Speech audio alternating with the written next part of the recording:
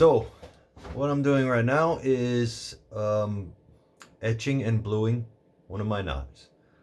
I made this video before. I wasn't very happy with the results, so I thought I'd give it another shot. But anyway, here it goes. So here's the knife. It's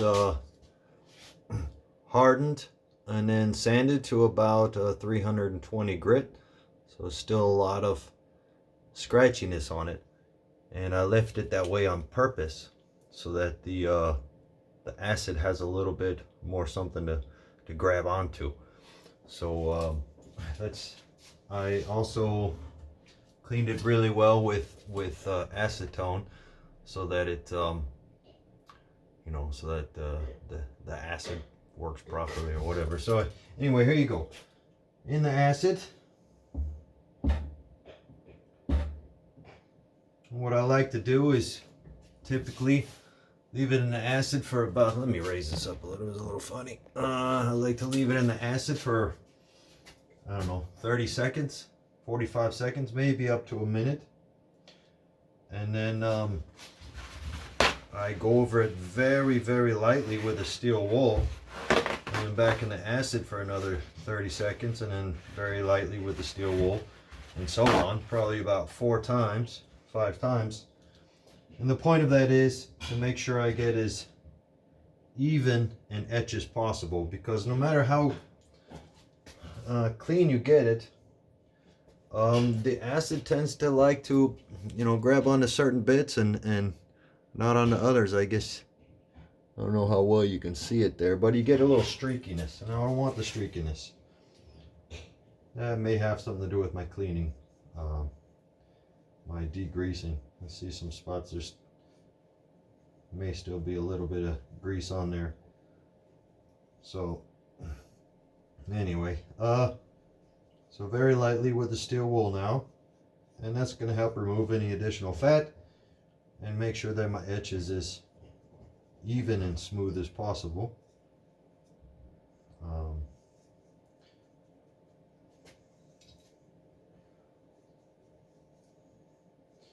And it's basically still etching as we speak, but etch a lot better once I get it back in the acid.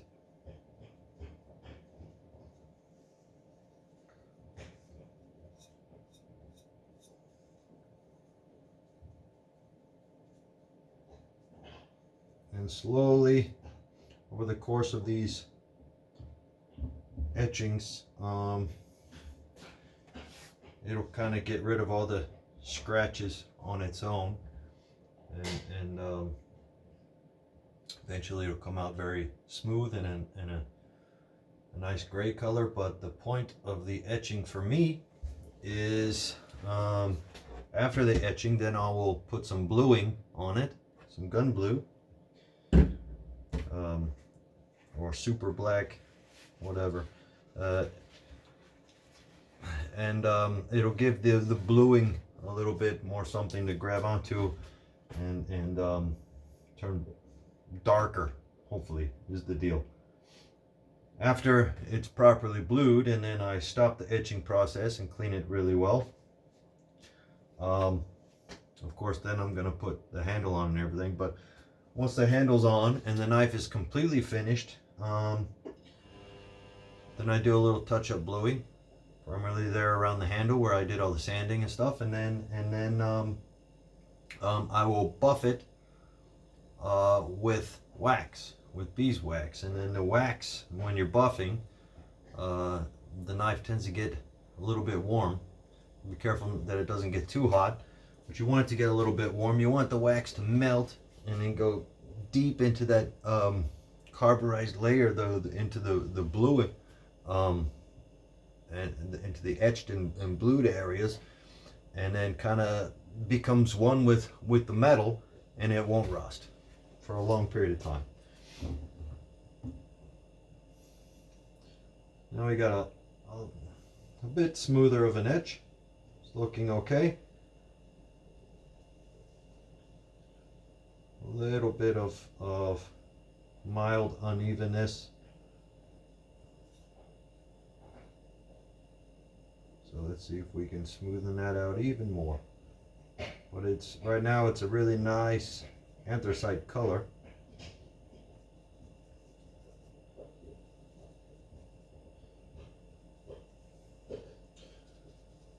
Sorry for the video quality. At the moment I'm filming on my cell phone. I have a really nice camera on order to do better videos, and hopefully it gets here soon. I try to improve my video quality. Obviously just started making videos, but I intend on making a lot more.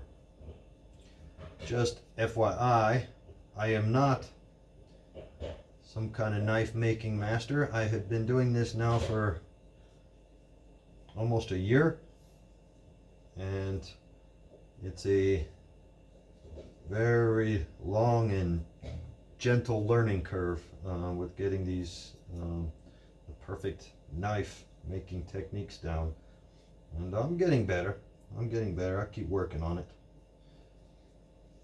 As long as you continue to strive for perfection and look at every single little thing that you do with a you know, as like an outside perspective, if you will, and really judge your work quality and figure out ways to improve, make everything better. That's what I try to do. You're your own worst critic, huh? Yeah. And when I'm not making knives, I'm a tattoo artist by trade. This is my tattoo studio, and same with tattoos. When I look at a tattoo I made, obviously I know it's a decent tattoo, and if I wasn't happy with the outcome, then I would fix it. But still, every single tattoo I make, in the end, when I look at it, 50% of what I see is my mistakes. Not that I make a lot, but you know, that's just a good artist, in my opinion, should think that way. And so, yeah, I look at it, I find my mistakes, and then I figure out a way to correct those mistakes and make it better next time. I think that's a healthy way to be.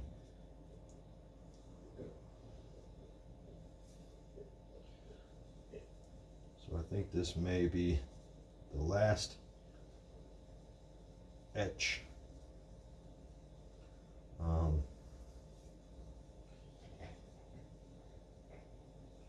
This time around, I didn't etch and blue the blade before heat treat.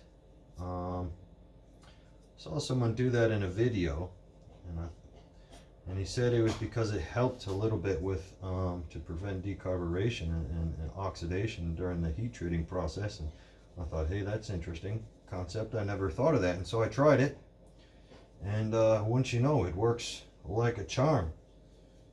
Extremely well. I don't know a lot of people that really do that, but something to you know, something to think about. Just gives you that little added layer of oxidation protection during the heat treating process, because once that steel is up to temperature, it oxidizes extremely fast and extremely deep. And you get some, basically almost like little spots on the surface of the knife where it basically lost all of its carbon. You get little soft spots and whatnot. So if you don't protect your blade from oxidation, when you pull it out of the forge after heat treating, you'll find just a strange like texture on the surface of the knife. At least that's what I found. And it's obvious that the texture is there's little bits that still have full carbon. They're hard, and little bits that are softer and whatnot. And almost kind of can look like it's kind of like a splatter effect on the surface of the knife. Very strange. I think that's in small part due to overheating certain areas of the knife. I figured out how to counter for the overheating and control my temperature a little better, even with a gas forge. And that's basically to keep the direct flame off of the knife. I built like a kind of like a little house out of angle iron, and the flame goes over the roof of the angle iron, and my knife is sitting underneath the angle iron, and so it still gets hot and quite fast, but I don't get hot spots all over the surface of my knife, and that helped fantastically. And so the knives that I pre-blued and pre-waxed before heat treat, I had a lot less blade surface inconsistencies than I did with this one, for example, and where I didn't do that. All I did was sand it. I put a nice coat of wax on it, and then I put it in the heat treating oven, and I didn't get the same consistency that I had when I blued the knife first. So something to think about. All right, so that's looking okay. A lot more even than it would be otherwise, but not perfectly even. So I'm going to wipe it off. I'm not going to neutralize the acid just yet. Just going to wipe the acid off and get it pretty dry. And yeah, I think my acid might be a smidge too strong. That stuff etches so fast and so deep, it's ridiculous. I don't know if anyone else gets this, but what happens is, see if I can get it to focus on that. Can I? I think not. But okay, you see those little pits and like stripes where it's black. It's where the acid really grabbed on and got deep in there. It almost can kind of look like tree rings. Almost like when they were making the steel, they layered it somehow. It's the strangest damn thing. And I've asked a few other knife makers what that's about, and well, they didn't really know, but maybe someone out there does. So at this point, I want it to be as even as possible, but I don't want to use the steel wool because it'll basically get rid of all the effect of my acid etch, and I won't get as dark an effect. But I want to get it as even as absolutely possible.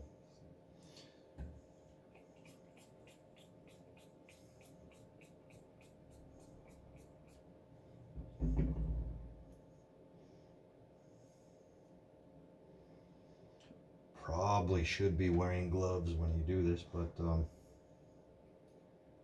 yeah, I'm lazy in that way. A lot of extra work to put gloves on. And due to Corona, gloves at the moment are expensive as hell. Price has almost doubled since Corona started. And if you're a tattoo artist, you got a tattoo studio, you notice in some ways material costs have increased drastically due to Corona, and it's freaking annoying. In the beginning of the whole pandemic, they were saying everyone has to have a mask, and so of course they get online to order masks, and masks that used to be 8 cents, 10 cents, or even 20 cents a piece, all of a sudden they wanted $2. Freaking ridiculous. $2 for a little paper mask or whatever the hell it. That was annoying. But anyway, so yeah, So I'm just give this a good wipe off with the paper towel. And got a pretty nice color. Very much happier with the results this time than in the other video I made from the bluing process, so I won't post that. Now this is basically a more or less window cleaner, or general surface cleaner, glass cleaner, that I added a lot of natrium sulfate in there, or well, baking powder, and neutralizes the acid pretty well.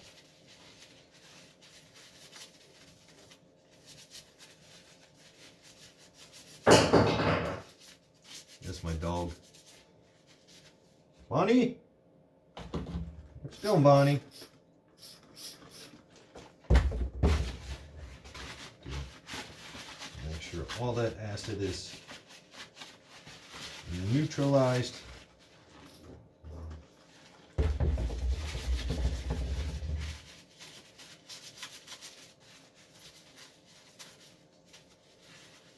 And if you can see it, it's a very pretty and reasonably consistent black. Slightly spotty on that side, but it's okay. I like the look. So there you go. That's my bluing process. If you like it, give me a thumbs up, leave a comment. If you know a way I can improve my system, then please leave me a comment below, and I will definitely take a look at it. I don't know everything. I'm learning, and I really appreciate any help I can get. Thanks a lot, guys.